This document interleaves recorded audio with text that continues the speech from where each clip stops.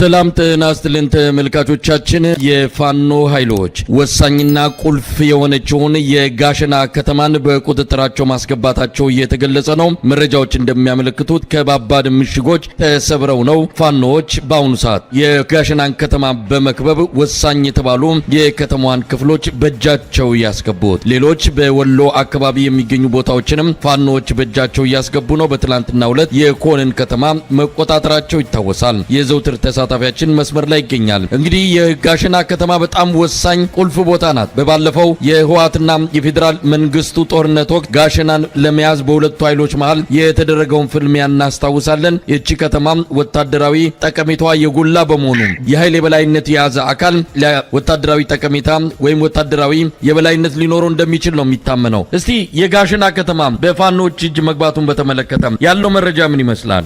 መሳይ በጣም የሚገርመውና በጣም የሚያስደንቀው ነገር ከእንግዲህ በኋላ ሰሜን ወሎ አካባቢ እየተደረገ ያለው ትንቅንቅ ወደ መጨረሻው ወደ ማገባደጃው እየደረሰ ነው። የጋሸና ከተማ በኢትዮጵያ ሕዝብ የምትታወቀው የዛሬ 4 ዓመት በፌዴራልና በክልል ህወሓት ኃይሎች መካከል በተደረገው ከፍተኛ ውጊያ ስመጥር ከተማ ነች። ስመጥር ከተማነቷ ደግሞ በዋናነት የቦታዋን ከፍተኛ ወታደራዊ ጠቀሜታ ጠንቅቆ የሚያውቀው የሁለቱ አካል ከፍተኛ መስዋዕትነት በመክፈል አንዴ ፌዴራል መንግስቱ አንዴ የህወሓት እያያዙ ለተደጋጋሚ ጊዜ ከፍተኛ መስዋዕትነት የከፈሉባት ቦታ ናት። ዛሬ እንግዲህ የጋሸናን ከተማ 4 ምሽጎችን ሰባብሮ ወደ ከተማው እየገባ እንደሚገኝ ነው መረጃዎች የደረሱኝ። በትናንትናው ዕለት ብቸኛ ተስፋ የነበረው የዋላ ወረዳ ዋና ከተማ ጋሸናን ወረዳ ዋና ከተማ ኮንን የፋኖ ኃይሎች የደጋው መብረቅ አጥቅቶ ከተማዋን መቆጣጠር መቻሉንና ከኮን ከተማ ሸሽቶ የሄደው ኃይል ጋሸና ከነበረው ኃይል ጋር ተጣምሮ ምሽጎችን በማጠናከር ተተኳሾችን በማደራጀት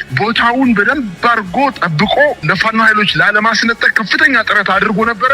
ነገር ግን በተለይ የደጋው መብረቅ ክፍለ ጦር በ3 አቅጣጫ ወደ ከተማው ዘልቆ በመግባት ምሽጎችን በማፈራረስ በርካታ ምርኮዎችን በእጃቸው በማስገባት በዛሬው ዕለት ከፍተኛ የሆነ ድል ተጎናጽፈዋል። ይቺ የጋሸና ከተማ በቁጥጥር ስር መሆኗ ከፍተኛ ወታደራዊ ክሳራ ነው የደረሰበት። ምክንያቱም ላሊበላ ከተማ ያለው የመንግስት ኃይል በየትም አቅጣጫ ሊወጣ አይችልም፣ ተቆርጦ ቀረ ማለት ነው። ጋሸና ከተማ ተያዘች ማለት ላሊበላ ያለው ኃይል ወደ የትኛውም መንገድ መውጣት አይችልም። ምናልባትም ደግሞ ምንም አይነት የወታደራዊ የሚሆን የምግብ አቅርቦት ሊቀርብለት አይችልም በአውሮፕላን ካልሆነ በስተቀር። ላሊበላ ከእንግዲህ በኋላ በምድር የሚደረግ ግንኙነት ተቋረጠ ማለት ነው። ስለዚህ ጋሸና ጋይንትን ለመያዝ ንፋስ መውጫን ከተማን ለመያዝ ወደ ደቡብ ጎንደር ዘልቆ ለመግባት እንዲሁም ወደ ሰሜን ጎንደር አካባቢ ወደ በለሳ ወደ ሌሎች የሰሜን ጎንደር አካባቢዎች ወደ ደባርቅ ወደ ዳባት አካባቢ ቆርጦ ለመግባትና ጎንደርና ከላይ ሆኖ ወደ ታች ለማጥቃት የሚያመች ቦታ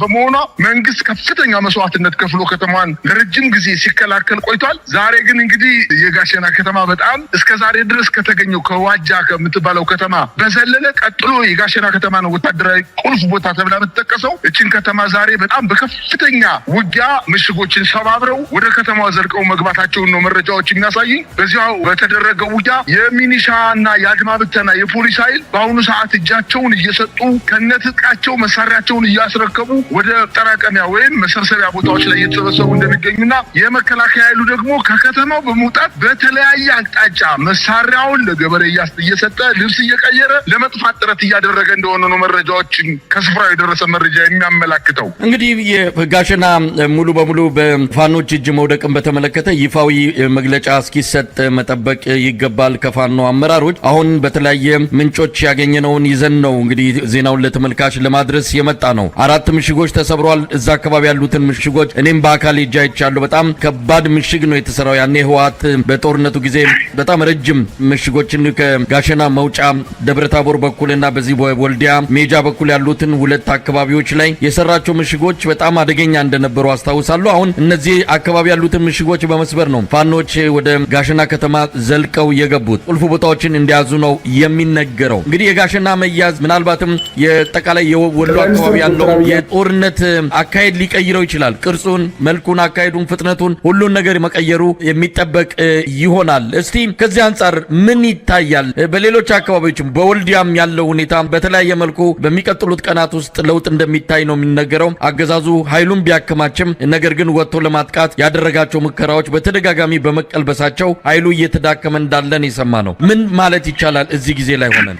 መሳይ የጋሸና ከተማ መያዝ የጦርነት አቅጣጫውን ይቀይራል ነበር ያልከው አንተ። ነገር ግን ኦልሬዲ ቀይሮታል እኮ። ምክንያቱም ከእንግዲህ በኋላ ሰራዊቱ ከደቡብ ጎንደር ወደ ሰሜን ወሎ፣ ከሰሜን ወሎ ወደ ደቡብ ወሎ፣ ከሰሜን ወሎ ወደ ሰቆጣ፣ ከሰሜን ወሎ ወደ ተለያዩ አካባቢዎች ተንቀሳቅሶ ማጥቃት፣ መከላከል እንዲሁም መልሶ ማጥቃትን የማይችልበት ደረጃ ላይ ነው የተገኘው። ጋሸና ከተማ እንዲሁ በቀላሉ ዝም ብሎ የምትገምታት ከተማ አይደለችም። እጅግ ሲበዛ ወታደራዊ ጠቀሜታ ያላት ቦታ ነች። እቺን ከተማ እንግዲህ ሰራዊቱን በሙሉ እዛ የነበረው የሰራዊት ኃይል ነበር ማለት ይቻላል። ምክንያቱም የመንግስት ኃይል ራሱ የጋሸና ከተማን ከፍተኛ የሆነ ጥቅም እንደምትሰጥ ስላወቀ እቺን ከተማ ላለማስደፈር ከፍተኛ ዝግጅት ሲያደርግ ኑሯል። እንግዲህ በርካታ ቀናት ዝግጅት ያደረገባት የጋሸና ከተማ ባልተጠበቀና በጣም በሚያስደንቅ ወታደራዊ ስልት ከተማዋን ቆጣጠር መቻላቸው የሚደንቅ ነው። እኔ በጣም የገረመኝ መሳይ የፋኖ የማጥቃት እቅድ በጣም የሚገርም ነው።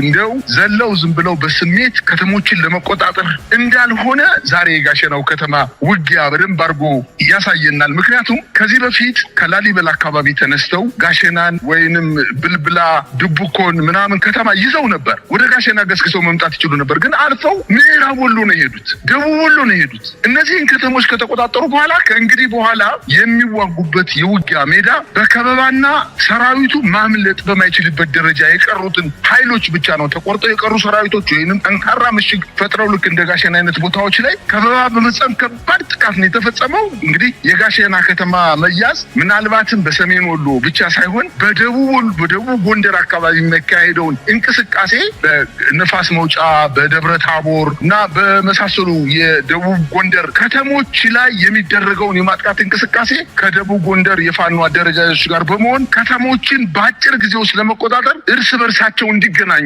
የዞን አደረጃጀቶች ወይም የሚኒሊክ እዝ ከበላይ እዝ ጋር ለመገናኘት ከፍተኛ እድል ነው የፈጠረላቸው። ይህን እድል ተጠቅመው እንግዲህ አጠቃላይ ወደ ደቡብ ጎንደር የሚያደርጉትን እንቅስቃሴ በሰፊው ያካሂዳሉ የሚል እምነት ነው ያለኝ። ነገር ግን መከላከያ ከእንግዲህ በኋላ እውነት ለመናገር ጀርባው የተመታ ውሻ ሆኗል። አራት እግሩ የማይንቀሳቀስ ወይንም ጭንቅላቱን የተመታ እባብ ነው የሆነበት ዛሬ የጋሸና ከተማ መያዝ። ከእንግዲህ በኋላ ከጋሸና ከተማ የተበተነው የመከላከያ ሰራዊት እጅ ከመስጠት ውጪ ሌላ አማራጭ የለውም።